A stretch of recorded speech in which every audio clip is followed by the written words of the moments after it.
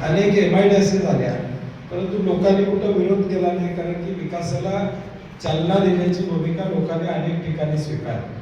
आज देखील मगाशी संपतरावजींनी कुणी भाषणात उल्लेख केला की चिखलीच्या प्रकल्पाचा असू दे, वेगवेगळ्या प्रकल्पाचा अजून पुनर्वसनाचे पैसे मिळाले नाहीत, ही अवस्था आमची आज देखील त्या ठिकाणी. असे अनेक प्रकल्प या राज्यामध्ये झाले ज्या प्रकल्पांना लोकांनी जमिनी दिल्या. आजऱ्याचा हा महामार्ग देखील झाला, त्यालाही लोकांनी जमिनी दिल्या. म्हणजे एक आपण लोकांना पटवून सांगितलं पाहिजे, आमची भूमिका ही विकासाच्या उलटी नाही आहे, तर गरज नसलेला हा शक्तीपीठ महामार्ग आहे तो रद्द करावा अशी आमची भूमिका. आणि गरज नसलेला कसा, ज्याचा उल्लेख गिरीश पोंडेंनी केला की शक्तीपीठ किती लांब आहे त्याचा उल्लेख केला. राजू शेट्टी साहेबांनी आता सांगितलं की गोव्याला जायचं असेल तर कुठं जावं लागेल, तुम्हाला नागपूर हायवेला जॉईन व्हायचं असेल तर कुठं जावं लागेल. म्हणजे जो उद्देश सरकार सांगते की आम्ही या उद्देशानं करतोय तो उद्देश योग्य नाही हे साधारणपणे या ठिकाणी स्पष्ट होतं. आणि ज्याचा उल्लेख आम्ही सगळी सातत्यानं करतोय, पर किलोमीटरचा खर्च. शेट्टी साहेबांनी आपल्या भाषणामध्ये सांगितलेला पर किलोमीटर खर्च किती येतो. मग नॅशनल हायवे जर पर किलोमीटर या कमी खर्चात त्या ठिकाणी करत असेल तर मग राजेश पाटील या ठिकाणी आले तर तुम्हाला यामध्ये करायला अडचण काय. म्हणजे आम्हीच मान्यता आहे, पैसे कमी केले मान्यता अशातला भाग नाही, परंतु याचा भ्रष्टाचार काय हे लोकांच्या पर्यंत सांगणं तुमचं आमचं कर्तव्य उद्याच्या भविष्यकाळात त्या ठिकाणी असतं. लोकांना पटवून दिलं पाहिजे की हे भ्रष्टाचाराचं एक नवं पुरण या ठिकाणी कॉन्ट्रॅक्टरांच्या माध्यमातून आले. आज आमच्या मागच्या पिढीनं आज्यानं जमीन ठेवली म्हणून आज नातू रुबाबाला सांगतोय माझी 2 एकर आहे. आता नातवाला विनंती करायला पाहिजे, तुझ्या पोराला मी म्हटलं पाहिजे बाबांना 2 एकर ठेवली म्हणून. नाही तर आता नव्या पिढीला काय वाटते, पैसे मिळतात घेऊया आणि एकदा रिकाम होऊया अशी अवस्था शेट्टी साहेब अनेक ठिकाणी या ठिकाणी नव्या पिढीमध्ये आहे. तेही समजावून सांगितलं पाहिजे की एकदा जमीन गेली की गेली, परत काय या ठिकाणी मिळणार. एकदा हातात पैसा आला, पैशाला 100 वाटा असतात, तो पैसा काय टिकणार नाही, पैसा राहणार नाही, हे आपण या ठिकाणी लक्षात ठेवलं. गडचिरोलीला ज्यावेळी खाण या ठिकाणी लॉईड पुंज लॉईड कंपनीला दिली, मी विधान परिषद मध्ये भाषण केलं, त्यांनी मोठ्यानं सरकारने सांगितलं की खाणीमध्ये ज्यांच्या जमिनी गेल्या, खाणीमध्ये ज्यांचं शेती गेली त्यांना आम्ही 2000 कोटीचे शेअर्स दिले म्हणून सांगितलं. म्हणजे त्यांना मालक आम्ही केले म्हणून सांगितलं, मोठ्यानं सांगितलं, म्हणजे अगदी जोरात सांगितलं. मी त्याचा अभ्यास केला होता, मी माझं भाषण नंतर होतं, मी भाषणामध्ये उत्तर दिलं की 2000 कोटीचे शेअर दिले तुम्ही पुंज लॉईड मध्ये, मालक त्यांना शेअर होल्डर केलं शेतकऱ्याला, चांगली गोष्ट आहे. खरं शेअर विकायची परवानगी ही 1 वर्षानंतर ताबडतोब त्या शेतकऱ्याला त्या ठिकाणी, म्हणजे आतापासूनच त्या शेतकऱ्याचे 1 वर्षानंतरचे शेअर शेट्टी साहेब घ्यायला लोकांनी चालू केले, म्हणजे तो काय मालक राहणार नाही. मी म्हणलं तुम्ही विंडो ठेवा, 20 वर्ष त्याला शेअर विकता येणार नाही. म्हणजे पुंज लॉईड कंपनी ज्यावेळी 5 लाख कोटीची होईल त्यावेळी या 2000 कोटीची किंमत सुद्धा 10-20 कोटी होईल शेतकऱ्याची, ते नाही. म्हणजे मी सांगण्याचा उद्देश काय की दाखवायचं एक आणि करायचं एक, ह्या सगळ्या मागची भूमिका. आज आम्ही सरकारमध्ये होतो, आम्ही आमदार होतो, राजू शेट्टी खासदार होते, राजेश पाटील इथं आमदार होते, आम्ही अनेक प्रकल्प बघितलेले आहेत. पहिला अधिकारी काय करतात, डीपीआरचं प्रेझेंटेशन करतात की हा डीपीआर आहे, इथून रस्ता चालू होणार आहे, एवढ्या किलोमीटरचा आहे, याची खोली उंची सगळं. हा एकच प्रकल्प आहे महाराष्ट्रात ज्याचा डीपीआर अजून नाही, म्हणजे असला तर आपल्यापर्यंत नाही. एकच प्रकल्प आहे महाराष्ट्रात, 1 लाख कोटीचा प्रकल्प आहे. कारण डिटेल प्रोजेक्ट रिपोर्ट आज सुद्धा बघायला त्या ठिकाणी मिळत नाही. हा एकच प्रोजेक्ट. साधी ग्रामपंचायत बांधायची असली तरी नकाशा मिळतो, कशी बांधणार आहे, किती बाय कितीची खोली आहे, खिडकी कुठं असणार आहे, आज ग्रामसेवकला बसायला जागा कुठं आहे, हे साधी ग्रामपंचायत बांधताना त्याचा नकाशा असतो. परंतु 1 लाख कोटीच्या रस्त्याचा डीपीआर आज गेले 4 वर्ष आम्हाला कुठेही बघायला त्या ठिकाणी मिळालं. मुख्यमंत्री महोदयांनी जाहीरपणे सभागृहात मला सांगितलं, शेतकऱ्यांचा विरोध असेल तर आम्ही हा रस्ता करणार. आता अजून काय करायचं शेतकऱ्यांनी, विरोधाची परभणीमध्ये मोजणीला गेले, महिला आडव्या त्या ठिकाणी पडल्या, नांदेडमध्ये ती अवस्था त्या ठिकाणी झाली, लातूरला ती अवस्था झाली, धाराशिवला ती अवस्था त्या ठिकाणी झाली. समर्थनात मोर्चे निघाले, ते जबरदस्ती मोर्चे या राज्यामध्ये समर्थनामध्ये या ठिकाणी निघाले, त्याला काय अर्थ नाही. आम्ही या शक्तीपीठच्या विरोधात बंटी पाटील, राजू शेट्टी, राजेश पाटील आम्ही सगळ्यांनी ठरवलं तर 1 लाखाचा मोर्चा काढून का आम्हाला अवघड आहे, आमची तेवढी ताकद आहे. 1 लाखाचा मोर्चा काढून आम्हाला काय अवघड नाही, परंतु आम्हाला ज्या शेतकऱ्याची जमीन जाते तो शेतकरी आला पाहिजे, ही भूमिका आमची.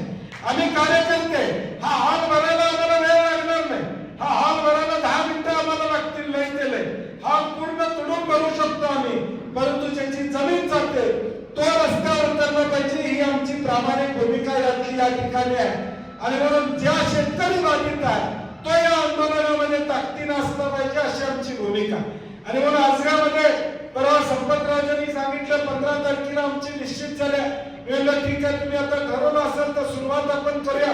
आम्ही आणि राजू शेट्टी निश्चितपणे येतो. शेट्टी साहेब आता थोडं महिनाभर गट डिक्लेअर होईपर्यंत थोडं थांबूया आपण. मला एकदा गट डिक्लेअर झाले, कुणाच्या रानात जाते हे कळल्याशिवाय कुणाचं भाषण कळलं जातो. त्याला वाटतं भाऊकींचं त्याचं जाणार आहे, त्याला वाटतं माझं जाणार आहे, दर्डेकरांना कळलंच कुठल्या दर्डेकरांचं जाणार आहे, तशी अवस्था आमची. त्यामुळं नेमका गट जाहीर झाला एकदा की लोकांनाही या ठिकाणी याची ग्रॅव्हिटी लक्षात येईल.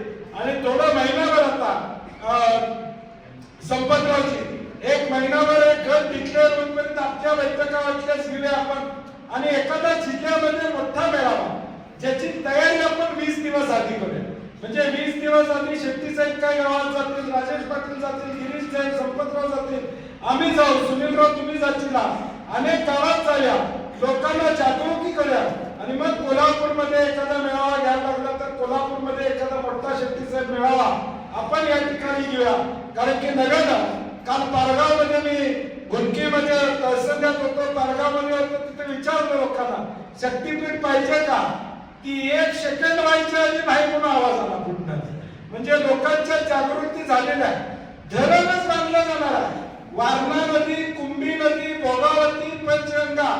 मी आता पालडी विटली या गावाला सांगितलंय, पहिला पाऊस आला की बॅग उडवायची आणि कोल्हापुरात येऊन राहायचं, महिनाभर वाट बघायची त्या पुराची. हे शक्तीपीठ झाला की पहिला पाऊस आला की या ठिकाणी गोळा होऊन यायचं. आता शेट्टी साहेब मला म्हणले शिरोळमध्ये जसं 15 दिवस पाणी थांबतंय तसं आता करवीर आणि पन्हाळ्यामध्ये 15 दिवस पाणी उतरणार नाही, अशी अवस्था या शक्तीपीठ महामार्गातून होणार. आणि म्हणून आमची भूमिका ही रास्त भूमिका आहे. आम्ही सातत्याने सांगतो मुख्यमंत्री महोदयांना विरोध करा, अट्टास करू नका. एखाद्या चांगल्या विषयामध्ये 2 पावलं मागे आलो म्हणजे आपण दुखावलं गेलं, आपलं ऐकलं गेलं नाही असं या ठिकाणी मानता कामा नाही. मुख्यमंत्र्यांनी देखील मोठं मन दाखवलं पाहिजे. लोकांना मान्य नसेल तर 2 पावलं मागे जाण्याची भूमिका देखील या ठिकाणी घेणं अत्यंत या ठिकाणी गरजेचं आहे. त्यात कुठला स्वाभिमान कुणाचा दुखवायची गरज नाही. लोकांच्या हिताचा निर्णय घेतला हे सांगायला ते मोकळे होऊ शकतात अशी आमची त्यांना विनंती आहे. आंदोलन आमचं चालू राहणारच आहे.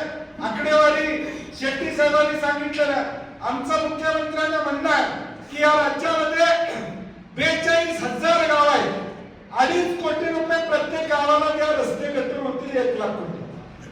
42,000 गाव आहेत, प्रत्येक गावाला 2.5 कोटी रुपये दिले तर किमान रस्ते आणि गटर त्या गावातले होते, स्ट्रीट लाईट होते. आज दिवस स्ट्रीट लाईटची बिलं भरलेले ग्रामपंचायतची अशी अवस्था आमच्या ग्रामीण भागाची या ठिकाणी आहे. प्राथमिक आरोग्य केंद्रात औषध मिळत नाही अशी अवस्था आहे. हेच पैसे चांगल्या कामासाठी वापरा, या शक्तीपीठचा अट्टास सोडा अशी आमची कळकळीची विनंती या ठिकाणी असतात. आम्ही विनंती करून काय बसणार नाही. आंदोलनाची दिशा आमची होणारच आहे. हळूहळू हे आंदोलन वाढत चालणार आहे. आता सुरुवात आहे. मागच्या वर्षी ज्याने सुरुवात केली 19चे पहिलं शिष्टमंडळ ज्याने माझ्याकडे आलं त्याने आम्ही त्याचं आंदोलनाचं रूप दिलं आणि भव्य असा मोर्चा कोल्हापूरमध्ये आला आणि तिथून अख्ख्या महाराष्ट्रामध्ये हा गरज नसलेला महामार्ग रद्द करावा ही शेतकऱ्यांनी भूमिका त्या ठिकाणी घेतली. आता सुद्धा कोल्हापूर एक केंद्रबिंदू असणार आहे आंदोलनाचं. तुम्ही या ठिकाणी जाताय. 94% शेतकरी या जिल्ह्यातला 2 एकराच्या आतला शेतकरी आहे. मराठवाड्यामध्ये 10-10, 15-15 एकरचा शेतकरी आहे. परंतु 94% शेतकरी या जिल्ह्यातला 2 एकराच्या आतला या ठिकाणी आयुष्यातून उद्ध्वस्त या ठिकाणी होणारा माणूस आज जमीन आहे म्हणून ताट मानेला शेतकरी आज आमचा उभा आहे. तो या जमिनीमुळे या ठिकाणी उभा आहे. एकदा जमीन गेली, पैसा आला, पैशाला 100 वाटा आहेत. मी म्हटलं तसं पैसा का हातात राहणार नाही. महिन्याभरात 2 महिन्यात पैसे संपणार आहेत. हे आपण या ठिकाणी अनुभव घेतलेला आहे, बघितलेला आहे. मगाशी देखील अनेक लोकांनी सांगितले आलेला पैसा हा काही जवळ राहत नाही. कोण बंगला बांधतोय, कोण 50 लाखाची गाडीच लगेच घेतोय, पेट्रोल घालायचं कसं त्याचा विचार करत. अशी अवस्था आम्ही बघितलेली आहे. आणि माझी कळकळीची विनंती आहे, आज जे शेतकरी इथं बाधित आलेले आहेत, तुम्ही आपापल्या गावामध्ये या ठिकाणी सांगा. आज चंदगड मधलं गाव कुठलं ते शेवट वाघोत्रीच्या जवळचं इसापूर. आता टायगर सायटिंग असलेलं गाव आहे इसापूर. ब्लॅक पॅन्थर तिथं बघितलेला आहे. म्हणजे मला त्या ट्रॅप कॅमेरामध्ये दाखवलं ब्लॅक पॅन्थर. टायगर वाघोत्री गाव आहे तिथं तर वाघाची पूजा वर्षातून एकदा त्या ठिकाणी होते. हा सगळा टायगर एरिया या ठिकाणी. या सगळ्या दृष्टिकोनातून आत्ताच आम्हाला जनावरांचा त्रास एवढा व्हायला लागलाय. गव्हा पाहिजे तेव्हा येतोय, हत्ती गव्हा पाहिजे तेव्हा येतात, अशी अवस्था आमची या ठिकाणी झालेली आहे. आता हे तुम्ही आणि इको सेन्सिटिव्ह झोन आहे. या सगळ्याला पार करून तुम्ही नेमकं काय मिळवणार आहात हा प्रश्न या ठिकाणी आहे. फक्त पैसा मिळवणार आहे, दुसरं काही या ठिकाणी नाही आहे. हा एकच उद्देश या ठिकाणी आहे. आणि हा उद्देश हाणून पाडायचा असेल तर हा वनवा या ठिकाणी कोल्हापुरातून सुरू झाला पाहिजे. ही छत्रपती शाहू महाराजांची भूमी आहे, छत्रपती शिवाजी महाराजांच्या विचारांची या ठिकाणी भूमी आहे. हे दाखवून देण्याचं काम उद्याच्या भविष्यकाळात आपण करूया. आम्ही कुठेही कमी पडणार नाही. शेतकऱ्यांना माझी विनंती आहे, कुठेही या ठिकाणी मताचा बोट दाखवतील, मग त्या ठिकाणी 5 मिनिटं बोट लागणार आहे जिभेवर अशापर्यंत एकदा पोटात गेलं की मग नसणार नाही. हे आपण लक्षात ठेवा. हे मताचं पोट घेऊन आता एजंट फिरायला लागलेले आहेत. त्यांनी आता शेतकऱ्यांना तयार करण्यासाठी एजंट नेमलेले आहे. तू शेतकरी तयार करायचा, तुला 10% पैसे असे एजंट आता गावागावात नेमलेले आहे. माणूस बोलायला लागला जमीन दे म्हणून वळखायचं याचं 10% आहे. सांगायला लागला की वळखायचं 10% याला मिळणार आहे. चांगलं बोलायला लागला शक्तीपीठ वळखायचं 10%तला आहे. एवढंच डोक्यात ठेवा. आता चालू होणार आहे. त्याने 1000 मुलं यासाठी नेमण्याचा निर्णय घेतलाय की 1000 मुलांना सांगितले तुम्हाला आम्ही जी कन्सल्टंट कंपनी आहे शेट्टी साहेब त्यांनी या मुलांची नेमणूक करायचं. पुण्यात परवा 100 पोरांना त्यांनी मराठवाड्यातल्या मुलं घेतलं जे पुण्यात राहतात. त्यांना सांगितले तुम्हाला 10,000 रुपये पगार, 15,000 रुपये पगार आणि 10% तुम्हाला शेतकऱ्यांचे मिळतील, त्यातले 10% तुम्हाला या ठिकाणी देतो. काही पोरं तयार झाली, कारण की 15,000 मिळतात, 10% मिळत असतील ते काही तयार झाले. त्यातल्या 1-2 पोरांनी मला फोन करून ही गोष्ट सांगितली. म्हणजे आता 1000 पोरांची टीम तयार केली आहे. कदाचित तुमच्या गावातला व्हाईट कॉलर वाला पांढरा शर्ट घालणारा जो येईल तो फक्त कशासाठी 10% तुमच्याकडे येणार आहे. हे प्रकर्षाने या ठिकाणी लक्षात ठेवा. आणि ताकदीनं आज जे शेतकरी इथं आले त्यांना आमची विनंती आहे, तुमच्या गावातल्या इतर शेतकऱ्यांना भेटा. आज गेल्यानंतर आज उद्या परवा 3 दिवस इतरांना भेटा. समजून सांगा की हे संकट काय, याचा परिणाम उद्याच्या 50 वर्षांना आपल्याला या ठिकाणी काय होणार आहे. आणि राजू शेट्टी म्हणले तसं धरणच प्रत्येक गावात एक धरण उभं राहणार आहे. हे 10-20 फुटाचं. आता आम्हाला येताना रस्ता क्रॉस करताना आम्हाला हायत्या रस्त्यावर किती अडचणी आहेत आपण बघतोय. आणि हे झाल्यानंतर इकडनं तिकडं जायची सुद्धा सोय आमची राहणार नाही. अशी अवस्था या महाराष्ट्राची होणार आहे. आणि म्हणून गरज नसलेला शक्तीपीठ रद्द करा ही भूमिका घेऊन आजपासून